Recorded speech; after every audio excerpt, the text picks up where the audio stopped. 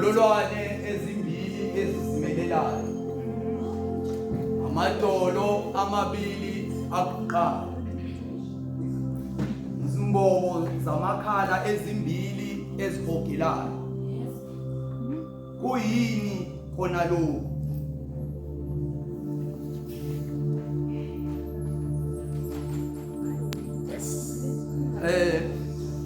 Umuntu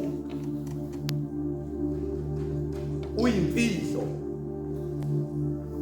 Lemfihlo yafihlwa kakhulu ngoba yaze yafihlelwa ngisho umnikazi wayo.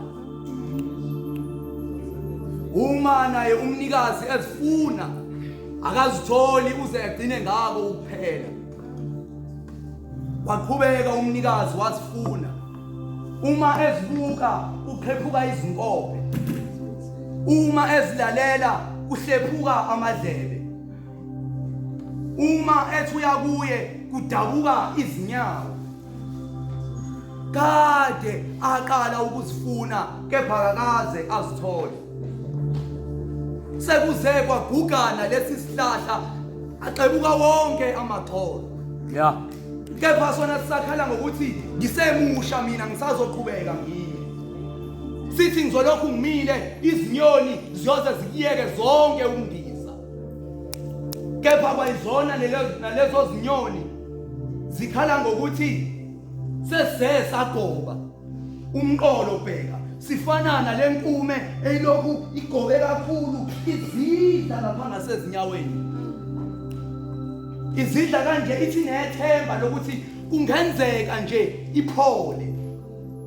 Emveni kwako konke lokudliwa yilezi zintuthwane ebekade zinobuchopho obuchithekile. Zona ke ezikwazi ukwadla wonke amathambo engqondo aze aphele. Uze ubone umuntu esezidla yena. Akhohlwe ukuthi umuntu umele ukuthi aphume kuye ahambe ayodla abanye abantu. Wamfika omunye esukuma ehamba eyodla omunye umuntu. Wamudla waze wamqeda waze waba uyena.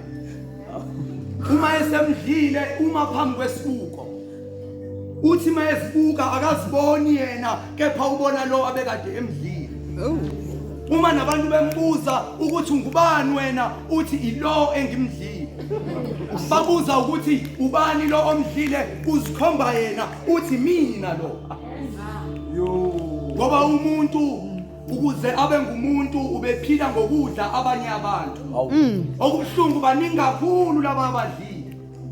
Umuntu uma ngabe wakhiwa ngokuthi ahambe abantu ebadla esutha. Ukuze umuntu abe khona kumele kube khona umuntu amdlile ukuze kube khona yena. Bahanjwa kwase kwavela uqiniso bokuthi shothi akekho umuntu ongakaze amudle omunye umuntu. Ngoba ube sonke asikaze sibadle abanye abantu ngaba sikho la.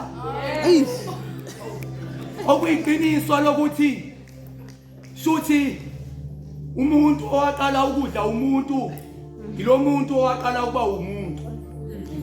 Ngoba ukuze naye abe ngumuntu kumele aqale adle yena umuntu. Uma sifundo kwakudala kuthiwa ke umuntu oqala uyena ongadlanga muntu. Ngoba wanikwa ukuthi abe ngumuntu. Bonke abalandela emva kwakhe badle yena ingakho bonke bengabantu.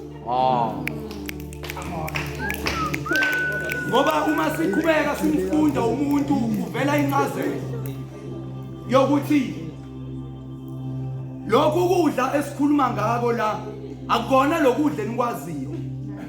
Lokudla kwakini okuyimfino nalokhu kwakini mfowethu okungamathanga nalokhu kwakini okubhontshisi. Lokudla esikhuluma ngakho la sikhuluma ngokudla okuphila. Ngoba ukuphila kufunda. Ukube sonke asikaze la saphila engaba sikaze safunda. Kanti ukuba sikaze safunda engaba sikaze saphila.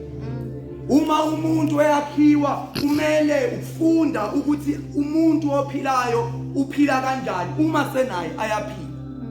Uma ubona izinkankani, uma ubona izinkalankala zihamba ngohlobo olodwa, ingoba lenye inkalankala ithema ifika yakwazi ukudla lezi ezinye nangokuhamba kwazo. Nenyoni zohlobo olodwa zivamise ukundiza ngandawonye ingoba inyoni yokuqala yaqala ukufunda uhlobo lokundiza kulezo zinyoni.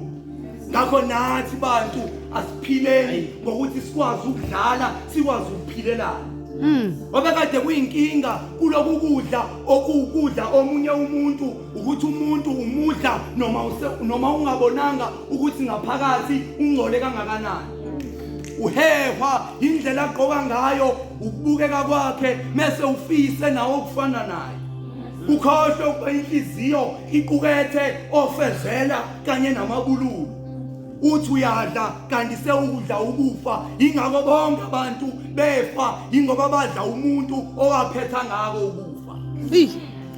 Uma sibuya ke sihlelana namhlanje sizocaza kabanzi ukuthi uma umuntu engumuntu ikuphi engamela kwenze ukuze aphile. Okungenani ngiyacela ningangidli mina ngoba nami ngiyabona ukuthi angiphelele. Nginika lenkondlo engiyibhale khona namhlanje ukuba nonke nidle. Ukuphila okungakaze kwaba khona kuzona zonke izinkondlo ezake zabhala. Uma ningayidla nonke nizokufumana ukuphila.